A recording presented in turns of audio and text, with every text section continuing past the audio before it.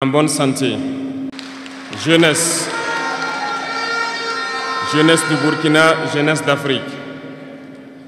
La jeunesse, cette phase de la vie où l'on a assez de force, assez d'énergie. La jeunesse, c'est l'époque où on n'a pas assez de temps. Nous devons profiter du temps qui nous est donné, utiliser l'énergie nécessaire pour atteindre nos objectifs, pour changer le monde, changer notre monde, changer le monde des autres, positivement. Les enfants souhaitent grandir pour être jeunes. Les personnes âgées souhaitent redevenir jeunes. Tout le monde veut être jeune. La jeunesse est une bénédiction. Alors profitez de la jeunesse pour faire œuvre utile.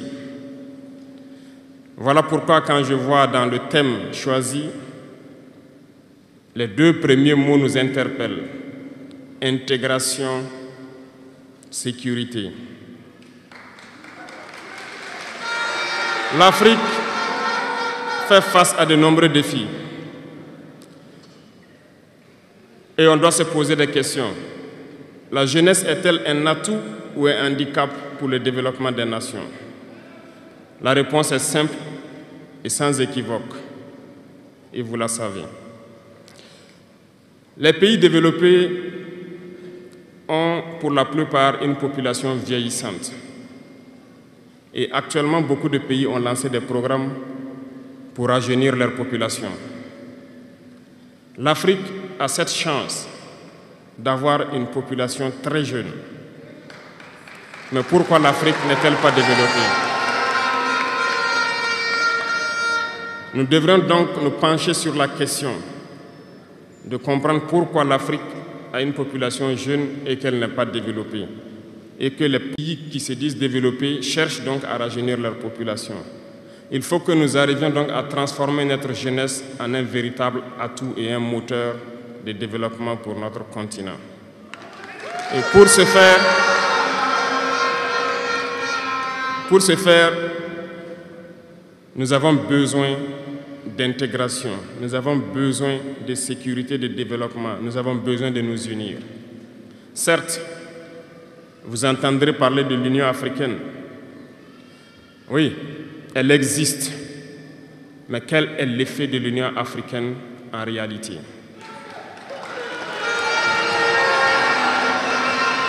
Nous ne pourrons pas parler d'intégration dans le thème et ne pas parler de l'Union africaine. Parce que c'est cette organisation qui devrait nous unir, créer l'intégration réelle.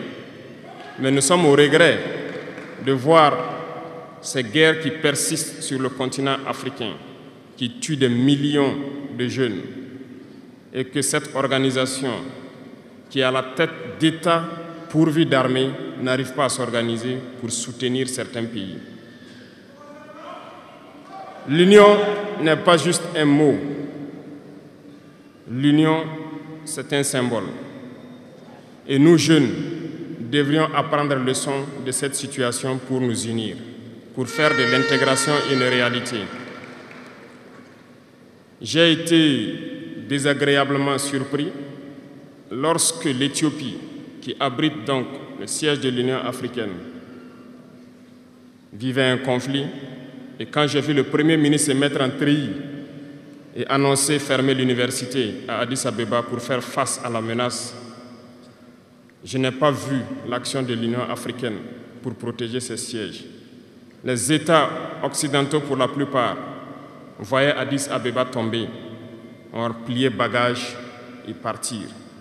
L'Éthiopie s'est battue, a trouvé une solution interne et vit plus ou moins en paix aujourd'hui. Les enfants du Congo meurent depuis des années. Plusieurs autres conflits, tels au Soudan, existent sur le continent. Nous aurions aimé voir l'Union africaine générer les forces et toutes les stratégies nécessaires pour soutenir ces États pour qu'ils puissent retrouver la paix. Depuis près de 10 ans, le Sahel est le théâtre du terrorisme international. Mais nous ne voyons aucun soutien de ces organisations pour trouver une solution à ce problème.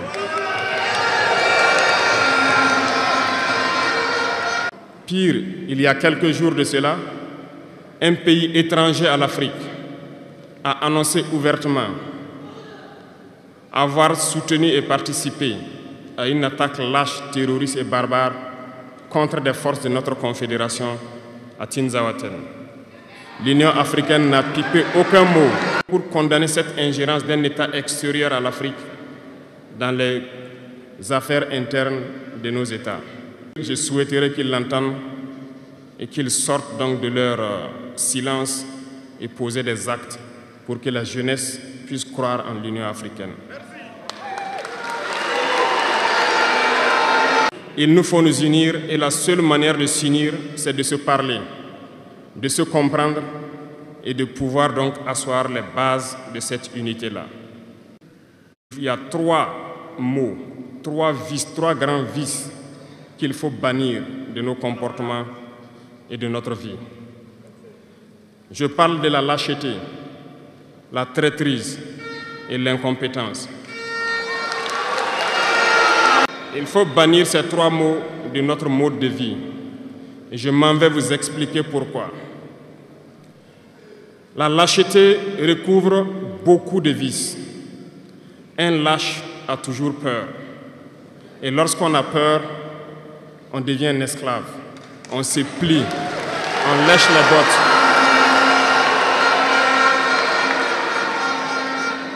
Nos ancêtres n'ont pas été lâches. Et si nous sommes lâches, nos enfants vont nous poser des questions. Imaginez qu'au Burkina, nous refusions de nous battre et nous acceptons de nous soumettre, de vivre l'esclavage. Demain, nos enfants grandiront. Ils se poseront des questions. Nos parents ont-ils été des lâches pour nous laisser dans l'esclavage? Que nous soyons vivants ou morts, nous allons le ressentir. Le lâche a peur et les impérialistes ont compris, ils essaient de faire peur aux leaders pour que vous soyez des lâches. Parce que quand vous êtes un lâche, tous les autres vices peuvent naître. On fait tout pour que nous ayons peur. Ils viennent dans nos palais, ils nous menacent directement ou des menaces voilées. Bien sûr, nous répondons comme il le faut. Ils prennent chaque fois des exemples. Ils nous diront, vous savez, Thomas Sankara a essayé de faire comme ça, mais il est où?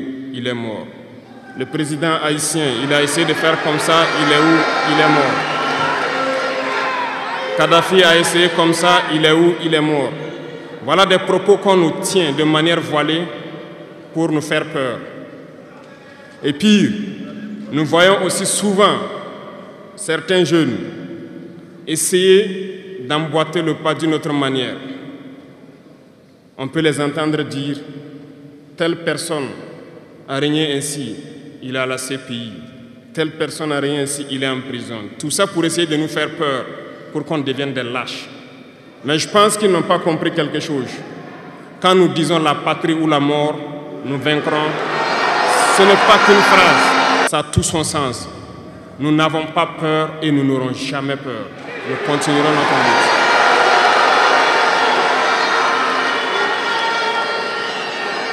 Ils ont fait peur sûrement à beaucoup de chefs d'État africains.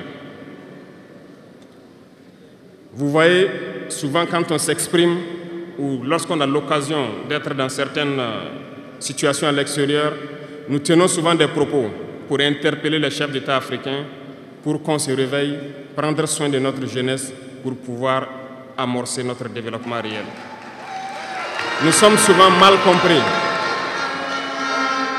Certains ont riposté publiquement à nos propos parce qu'ils se sentent indexés. Mais je peux vous assurer, jeunesse, que lorsque nous nous retrouvons dans les couloirs, ces mêmes chefs d'État nous disent « Vous êtes sur la bonne voie, c'est ce qu'il faut faire pour que l'Afrique puisse s'en sortir. » Alors, Nous leur posons des questions à savoir pourquoi vous ne faites pas comme nous, pourquoi vous ne nous accompagnez pas. Certains nous disent qu'ils ont les mains liées, certains nous disent qu'ils ne peuvent pas. Chers aînés, chefs d'État africains, du haut de cette tribune, donc, je souhaiterais dire que les peuples africains sont les peuples les plus pacifiques. Lorsque vous reconnaissez un tort, il faut le dire au peuple. Que nous n'ayons pas peur demain de sortir et dire au peuple, nous nous excusons, nous avions été compromis, nous avons des biens mal acquis, on nous a compromis par plusieurs choses et que nous demandons pardon et nous revenons sur la bonne voie. Et de commencer à travailler réellement pour l'indépendance de nos États et notre émancipation. Et je pense que c'est possible. Si nous restons dans cette posture de peur, nous serons lâches. Et l'histoire nous jugera. Nos enfants poseront des questions, nos petits-enfants poseront des questions. Nous sommes en train d'écrire l'histoire, il n'y a pas de place pour la lâcheté. Si nos ancêtres avaient été lâches, nous ne serions pas là. Souvenez-vous, je vous prends un exemple des peuples Bamileke et Bassa, je veux parler des Camerounais. L'Union des populations du Cameroun, qui depuis les années 50 a commencé une lutte implacable contre les colons. Mais ils ont été massacrés. Les armées coloniales françaises en son temps ont déversé des bataillons d'infanterie, des chars, des hélicoptères, ont anéanti des villages entiers. Les tortures les plus inhumaines ont eu lieu en cette période. Vous pourrez faire des recherches sur ce qu'ils appelaient la balançoire ou le bac à ciment. Des centaines de milliers de populations ont été décimées ainsi en Afrique parce qu'ils ont osé demander aux colons de quitter leur terre. Ça a abouti à une guerre civile qui a duré plusieurs années. C'est pour dire que des gens ont osé, ont affronté à main nue les impérialistes pour que nous soyons là. Il n'y a pas de raison que nous ne puissions pas affronter les impérialistes pour que nos générations à venir puissent vivre. Il y a beaucoup d'exemples à travers l'Afrique d'hommes courageux qui ont refusé d'être lâches, qui ont combattu, qui ont fait face. Eh bien, soyons dignes de ces gens. Nous sommes leurs descendants et soyons dignes d'eux. Un lâche ne peut pas être digne. Ne soyons pas lâches, jeunesse africaine. Parce qu'un lâche est toujours un traître. Et ça va de pair. Ils essaieront de nous faire peur pour que nous soyons lâches. Et si nous sommes lâches, nous allons trahir. Il faut bannir la traîtrise de nos habitudes. Des Africains ont été traîtres pour que la traite négrière réussisse en Afrique. C'est parce que des Africains ont été traîtres que la colonisation a pu tenir en Afrique. Interrogeons l'histoire, nous le verrons. Patrice Lumumba a été trahi parce qu'il a osé tenir tête. Et ces mêmes télévisions belges sont venues au Congo pour quelques billets tendus à des individus au Congo pour une interview pour contenter leur population. Et vous avez pu suivre ça. Lumumba nous dérangeait. Il est mort, on est content. C'est de la traîtrise. Beaucoup d'autres héros sont tombés pour que nous soyons là aujourd'hui. Et c'est une technique de l'impérialisme, de faire peur aux autres en menant des actions pour réellement créer la terreur. Ça n'a pas commencé aujourd'hui. Je vous prendrai l'exemple d'un guerrier qui s'est battu, Victor Biakaboda. Lisez, vous comprendrez. Il est issu d'une famille de chefs, pas de la chefferie donnée par le colon. Il était un enfant digne. Il a fait ses études au Sénégal. Il est venu médecin en Guinée. Et lorsque le RDA a été créé, il a rejoint la Côte d'Ivoire pour mener le combat contre les impérialistes, contre les envahisseurs, contre le colon. Il a essayé d'organiser la société ivoirienne. Partout, les gens ont commencé à porter la voix. Il y avait en son temps un général Péchou qui a fait massacrer les populations ivoiriennes pour que jamais cet esprit de liberté ne puisse germer. Il a continué son combat aux côtés de Félix Houphouët-Boigny.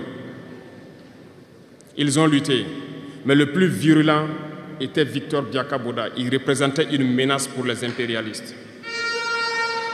Qu'ont-ils fait? En plus de massacrer les populations qui manifestaient, un soir, ils l'ont tué de manière atroce à côté de Boisflé. Quelques heures après, lorsque les populations de Dimbokro ont entendu l'assassinat, ils ont marché, ils ont manifesté, ils ont été massacrés par l'armée coloniale. L'histoire est têtue, les faits sont là. Après sa mort, qui a fait peur à Félix Houphouët-Boigny, ils l'ont appelé et il dit: si vous continuez la lutte, vous connaîtrez le même sort. Il a eu peur et il s'est rallié à l'impérialisme. Il a été nommé ministre en France et plus tard il est venu prendre les rênes de la Côte d'Ivoire. Et ils l'ont utilisé pour éliminer beaucoup d'autres personnes qui osaient lever la voix. Et je pense que Thomas Sankara est un bel exemple.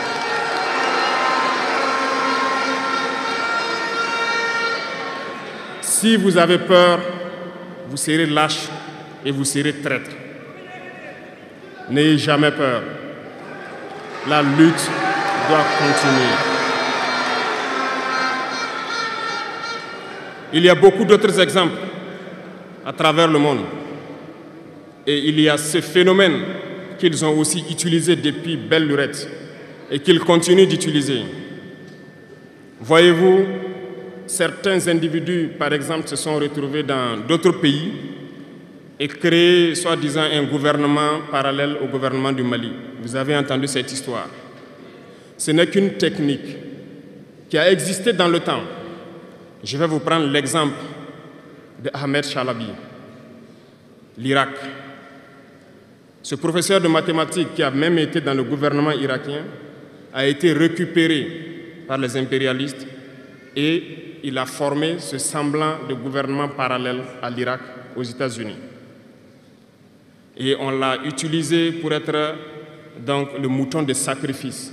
Parce que c'est à lui qu'on a dit de prononcer publiquement que Saddam Hussein développait des armes de destruction massive. Et il l'a fait. Ils l'ont utilisé. Et cet alibi a été utilisé pour tuer des millions d'enfants en Irak et détruire l'Irak. Et vous savez quel a été le sort de Chalabi? Un soir, après une interview, dans l'interview, il disait même qu'il sait que la CIA est sur son dos. Quelques heures après, il a été retrouvé mort dans son lit, mort de crise cardiaque. Si vous trahissez, vous aurez des fins macabres. C'est ainsi. L'impérialisme n'a pas d'amis. L'impérialisme vous utilise et quand il finit de vous utiliser, il fait de vous ce qu'il veut. Suivez mon regard, vous comprenez de quoi je parle. Ça a toujours été comme ça.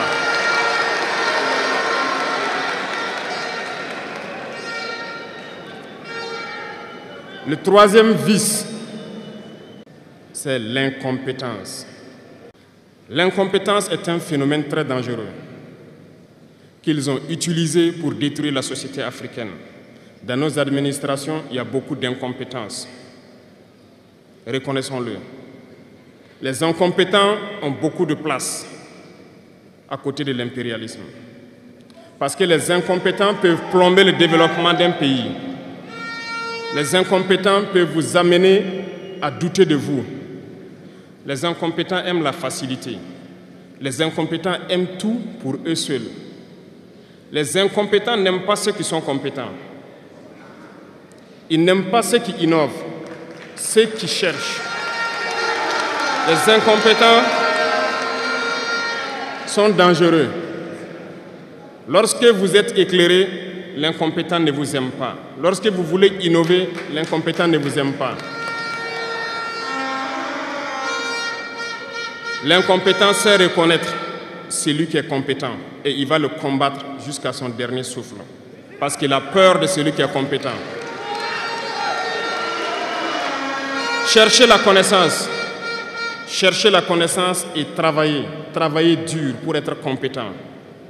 Bannissez l'incompétence. Parce que, à travers les distractions qu'on veut nous faire adopter, on devient incompétent. Je vous prends un exemple.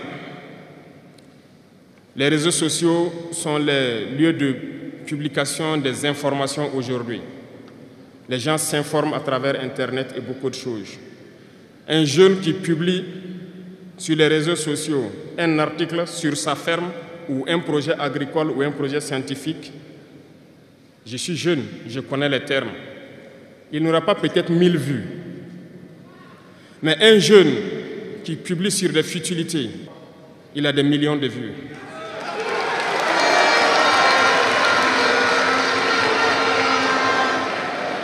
Justement, on veut vous faire perdre du temps dans les futilités. Prenez conscience. Intéressons-nous au travail et cherchons la connaissance. Cherchons la compétence. Se distraire, c'est bien, mais on doit travailler d'abord, avant de se distraire. Cherchez la connaissance, sinon vous perdrez du temps à ne rien faire. Et la jeunesse, c'est l'époque, c'est la période où il faut exploiter son temps à bon escient. Les impérialistes le savent. Voilà pourquoi ils vont multiplier tout ce qui est événement de distraction. Ils vont multiplier tout ce qui est événement qui peut vous détourner du travail pour que vous soyez des incompétents. Et en ce moment, quand vous êtes endormis, on choisit les incompétents pour diriger tout ce qui est structure importante. Et vous n'avez le choix que de vous plier. Ne soyons pas incompétents, cherchons la connaissance. Les incompétents se cachent souvent derrière des mots. Ils emploient les termes de démocratie, de liberté, sans se rendre compte de quoi il s'agit. Camarades, la démocratie est un état d'esprit, autant que la jeunesse est un état d'esprit. C'est soi-disant démocrate, mais regardez le monde. Comment est-ce qu'on peut vouloir imposer la démocratie en tuant des millions de personnes? C'est de la dictature, ça, ce n'est pas de la démocratie. Ça ne s'impose pas. Ceux-là qui se disent démocrates, mais regardez, nous avons vu des scènes où on a empêché des gens de rentrer dans des assemblées. On a vu des scènes où des forces ont débarqué dans des assemblées pour obliger les députés à prendre des textes. On a vu des scènes plus terribles que ça, où les gens tuent leurs manifestants. Mais eux, ils s'appellent démocrates et nous, on nous appelle donc des putschistes. Si c'est ça la démocratie, je répète, nous ne voulons pas de cette démocratie.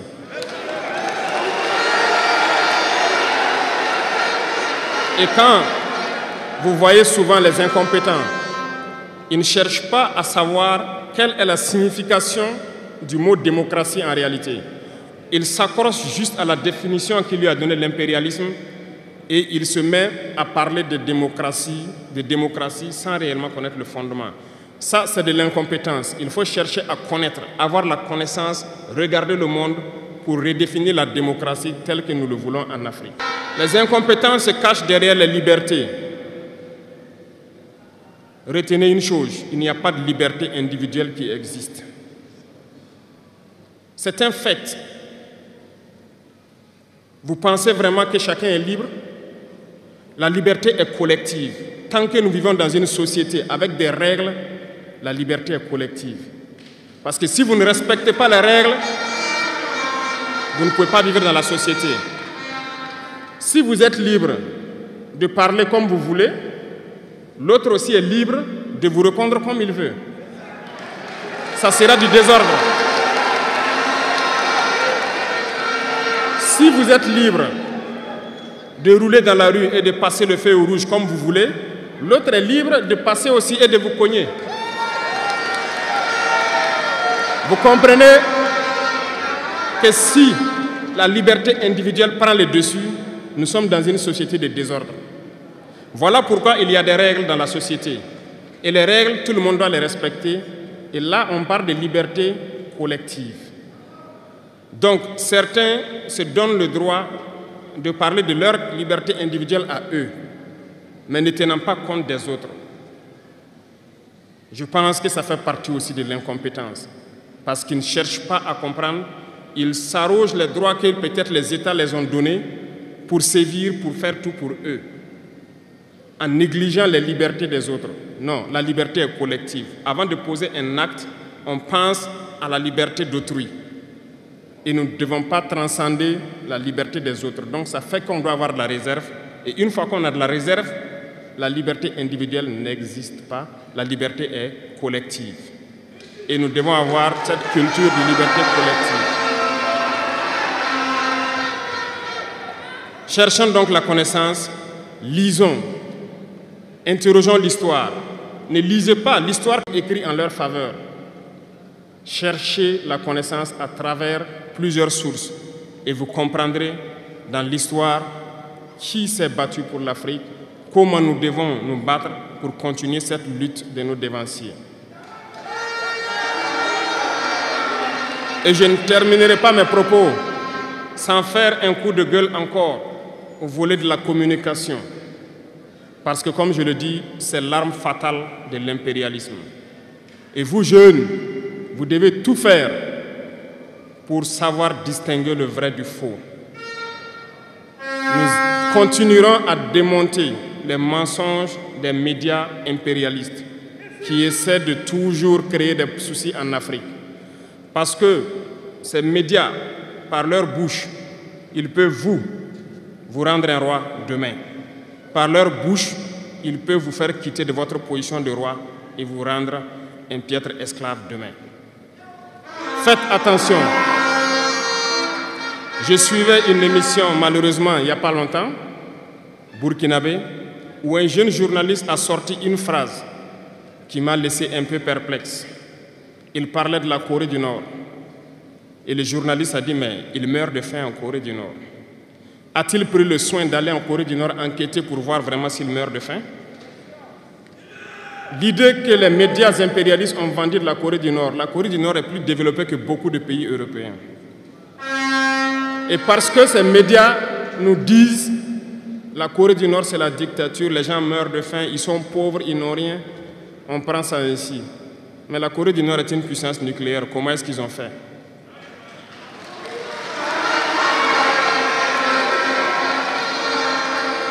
Faisons attention à la communication. Il ne faut pas suivre de manière aveugle ces médias menteurs qui ne cherchent qu'à diviser l'Afrique. C'est logique, ils se battent pour les intérêts de leur peuple. Et l'intérêt de leur peuple, c'est que l'Afrique soit divisée. Alors, jeunesse du Burkina, jeunesse d'Afrique, il faut qu'on s'unisse. Il faut bannir la lâcheté, il faut bannir l'incompétence, il faut bannir la traîtrise et tous les vices dans nos sociétés. Je vous invite à repartir encore lire, à se mettre au travail pour que l'Afrique que nous voulons, autosuffisante, soit une réalité. Pour que l'Afrique que nous voulons pour un développement harmonieux soit une réalité. Parce que je reviens sur votre thème. Il n'y a pas de paix et de sécurité sans développement. Les deux vont de pair. S'il n'y a pas de développement, il n'y a pas de sécurité. Parce que s'il n'y a pas de développement, la jeunesse va forcément se retrouver dans les vices. Et il n'y aura pas de sécurité. S'il n'y a pas de sécurité aussi, il n'y a pas de développement. Donc les deux doivent aller de pair. Intégrons cela dans nos combats pour que nous puissions nous battre et nous développons. Allons-y vers la production. Produisons suffisamment. Transformons sur place nos matières premières pour que ce soit bénéfique pour nos populations et envie d'exporter cela. La patrie ou la mort.